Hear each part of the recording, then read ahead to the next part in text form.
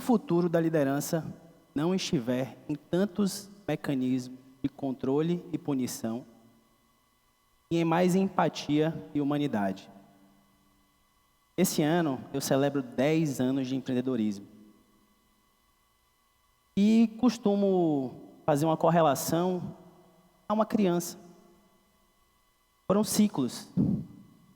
Houveram os primeiros 4 anos da empresa, passamos por um processo de ruptura, uma nova sociedade se formou, e acabo de completar mais um ciclo de 6 anos. Nesses primeiros 4 anos, eu entendia que liderar era agir rápido, era ter resposta para tudo, era controlar o processo do início ao fim. Até eu descobrir que eu não estava liderando, eu estava reagindo. E reagindo sem consciência. O nosso trabalho envolve muita pressão. E nesse passado a gente confundia liderança com controle. Falar duro, velocidade. Eu sempre achava que o problema era do outro. Mas é quando eu comecei a perceber que o problema estava em mim. Eu percebi que existia um espaço entre o que eu sentia e o que eu agia. Certa vez, nesses primeiros 4 anos, estava rodando a produção para verificar a qualidade dos trabalhos que estavam sendo produzidos. E identifiquei um letreiro que estava com a pintura com acabamento péssimo. Era uma semana que antecedia o carnaval, momento de ápice de produção da empresa.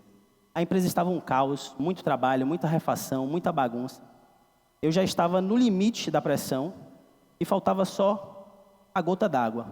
E a gota d'água foi exatamente esse trabalho com acabamento péssimo. Naquele momento, um ódio tomou conta de mim. Eu chamei o colaborador, apontei o letreiro e falei: Elton, esse trabalho está porco. Elton me olhou com raiva, os olhos ficaram vermelhos, encheram de lágrima, e ele também reagiu. Ele falou: Vitor, olhe para o lado, a empresa está parecendo um chiqueiro. Aquilo me atravessou como uma flecha. E veio um aprendizado.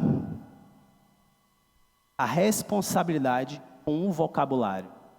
Como líder, você precisa ter muita responsabilidade com a fala. Para que você não reaja, para que você haja. E o segredo que eu aprendi: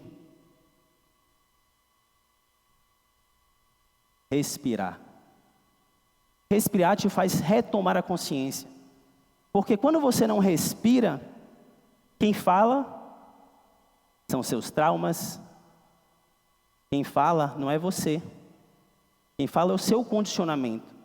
Porque às vezes o que você assistiu na televisão, que você viu no comportamento do outro, reflete no seu comportamento.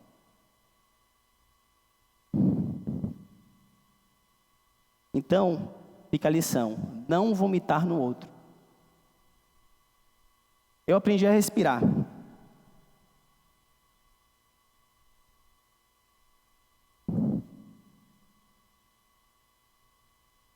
Certa vez, vou contar uma outra história.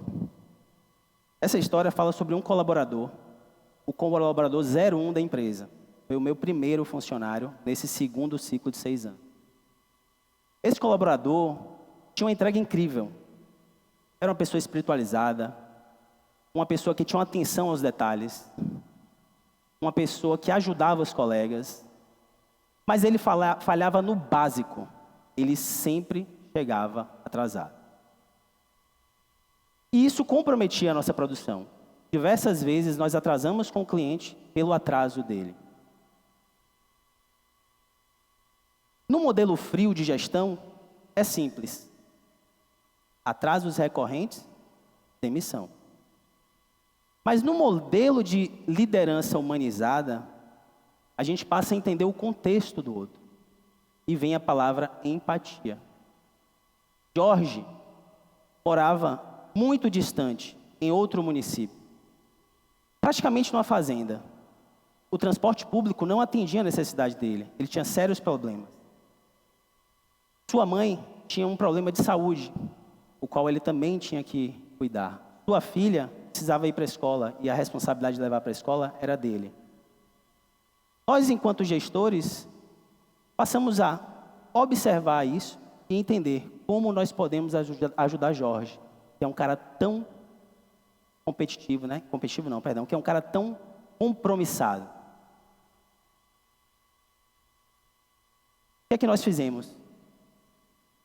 Nós estimulamos Jorge a tirar a carteira de motorista. Porque assim, dessa forma, ele poderia passar a utilizar o carro da empresa para fazer esse deslocamento. Então, é importante que a gente, dentro do olhar empático, olhe sempre o contexto e não somente o fato. Isso fala sobre liderança empática.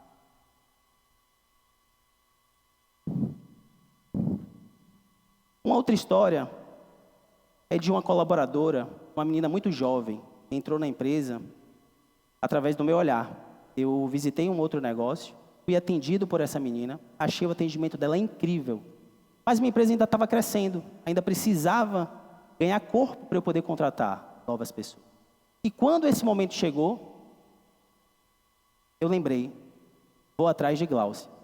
Eu não tinha o telefone de Gláucia, mas eu utilizei a rede social. Era um nome não tão comum e consegui achá-la. Gláucia veio, começou a fazer parte do nosso time. Se destacou absurdamente. Entrou como uma menina e saiu como uma mulher. Na verdade, não saiu. Gláucia engravidou. E nesse processo de gravidez, eu havia passado recentemente por uma gravidez em minha família. Minha esposa, minha filha tinha 2 anos. E lembrei o quanto os primeiros 6 meses de gravidez foram difíceis. Envolveu mudanças físicas, mudanças mentais, hormonais. E naquele momento eu consultei os sócios e falei, sócios, o que é que vocês acham de nós dermos para a Gláucia a possibilidade dela, nesses primeiros 6 meses de gravidez, trabalhar home office? E todos os sócios concordaram. Não porque somente somos empáticos, mas porque Gláucia merecia essa atenção, pela entrega que ela nos deu. A liderança tradicional, às vezes, enxerga o colaborador como um crachá, que entra na empresa às 8 e sai às 18. Mas a gente não percebe que ali existe uma pessoa que tem 24 horas de problemas, felicidades, doença. Então, a liderança humanizada passa por isso, para a gente entender a pessoa não só como uma máquina, mas como um ser humano. Pois existe uma vida fora do trabalho.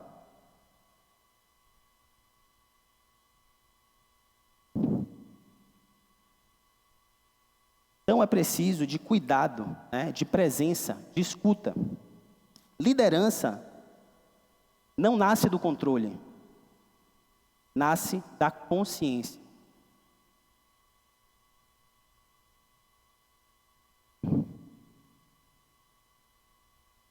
Quando a gente aprende a lidar com a dor da gente, a gente passa a não vomitar.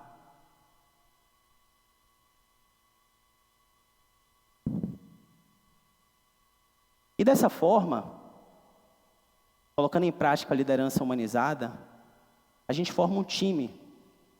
E formando o time, as pessoas entregam muito mais do que se espera na planilha. E fica a mensagem: empatia não é fraqueza. Empatia é a chave das relações humanas. Sem relações humanas, sem dores, não existe liderança, existe controle.